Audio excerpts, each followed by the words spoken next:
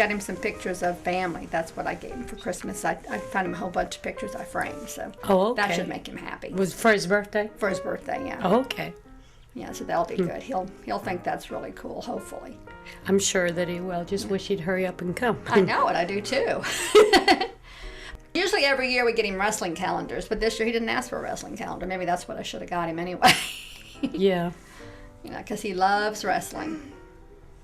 I still remember the one time somebody from the group home took him to a wrestling match, and somehow or another they got him to be able to get backstage with the wrestlers, and you know, the ladies that are kind of scantily dressed that announce the different what do you call that, the different rounds of the boxing match or wrestling match. Well, they let him pose for a picture. I wish I could find it. And he's got his arms around these two very scantily dressed, very well endowed women. And instead of looking at the camera, he's and so it was like, okay, so he's still a man. Okay, let me open the door.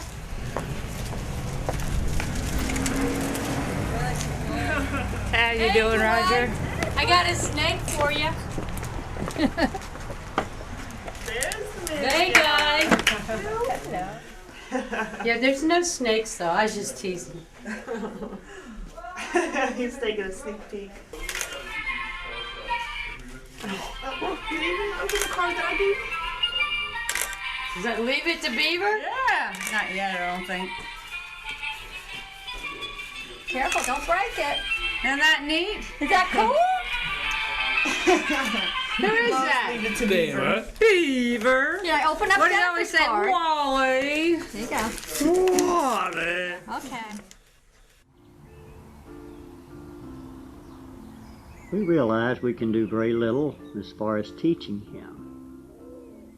And we will probably send him to a place where the people are trained to take care of children like him.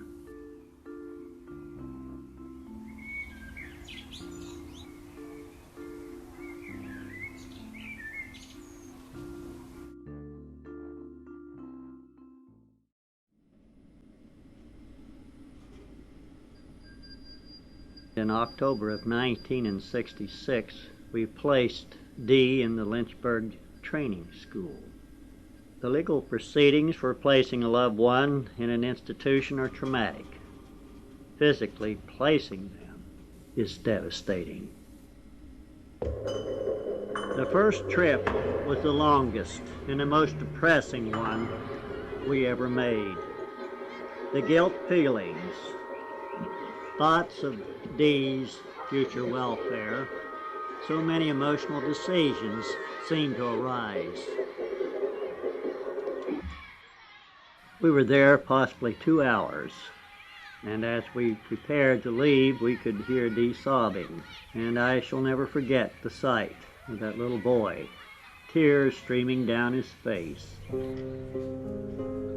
Back in 1966, when Dwight was placed in Lynchburg Training School, it was devastating for the family. My 3 older sisters had a harder time coping with it than what I did because of the age difference. I was just 9 years old and didn't really understand what was happening.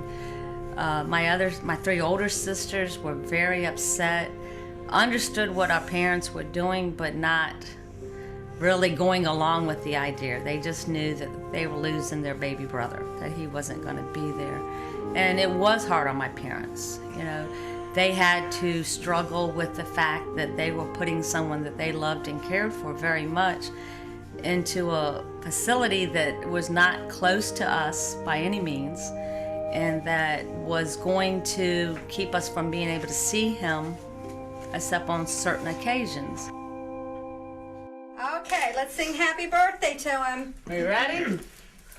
To this day, there's still a lot of mindset of if it's not exactly the way some people think that it should be, then it's of no importance.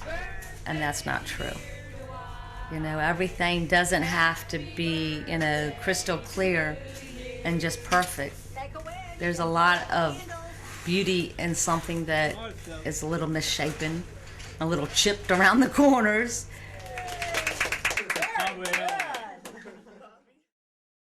When our mother was dying in the hospital, she kept holding on and we couldn't fully understand what for. And I brought my brother over and he wouldn't tell her goodbye. And so finally, the last day we saw her, she was in an unconscious state, but I said, Dwight, you have to tell her it's okay. You have to tell her goodbye. And he did. And it is hard. I mean, losing our dad was hard, but losing a mom, there's just nothing like losing a mother. And the loss just doesn't ever get better. It doesn't ever stop hurting. He wanted to make sure that my parents would be proud of where he is right now. And that was one of the things. He said, you think Mom and Daddy would be happy I'm living at home? I said, I know Mom and Daddy would be happy that you're living at home. Yeah, Mommy. Yeah, and there's Daddy. My dad and that's Dwight Core. Yeah, and Mama. Mama. Can you tell them what's been going on? I got David there, Mommy. I love you, Daddy. Mama. Say we I miss love you, Mommy. Say we miss her, huh? Oh, I miss you ever come back. Oh. Bye, Mom and Daddy. Bye-bye, Can you Mommy. give him a kiss? Can you give Daddy a kiss? My daddy. I come back to Lockport again. Yeah. Think of me first as a person who hurts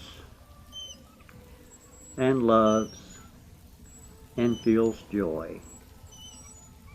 And know I am a child to encourage and direct, smile, and say hello.